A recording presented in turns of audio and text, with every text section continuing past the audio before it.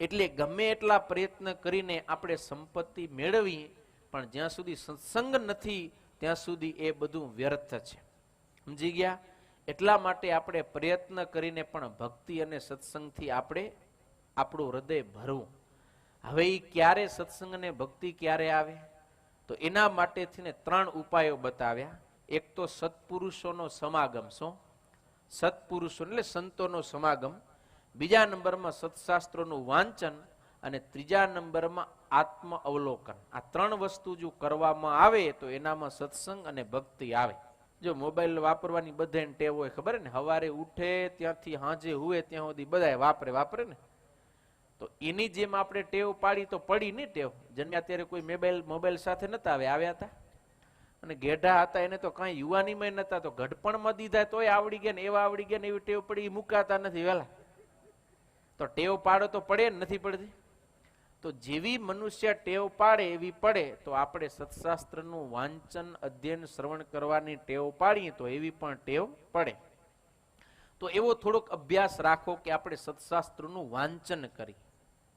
સંત સમાગમ, સત્શાસ્ત્રોનું વાંચન અને સદવિચાર કરીને આત્મ અવલોકન, પોતાની જાતને તપાસવી, ચકાસણી કરવી કે મારી સ્થિતિ કેવી છે, હું કયા લેવલમાં છું, મારામાં શું હજી ભૂલો છે, શું ખામી છે, શું મારે સુધારા કરવાના છે, હજી મને કેટલા સુધી પહોંચવાનું છે.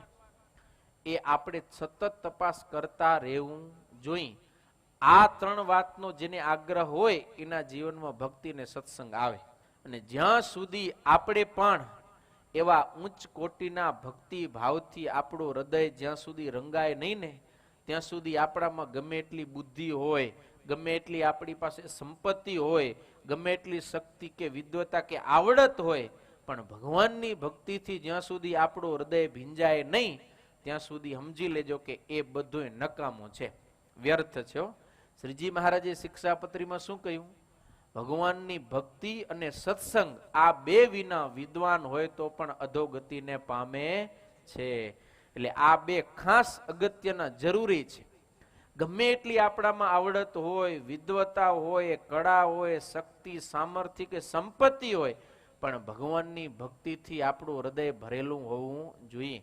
આપણા જીવનની અંદર સત્સંગ હોવો જોઈએ, સત્સંગનો રંગ આપણને ચડેલો હોવો જોઈએ, તો આપણું જીવન સફળ છે.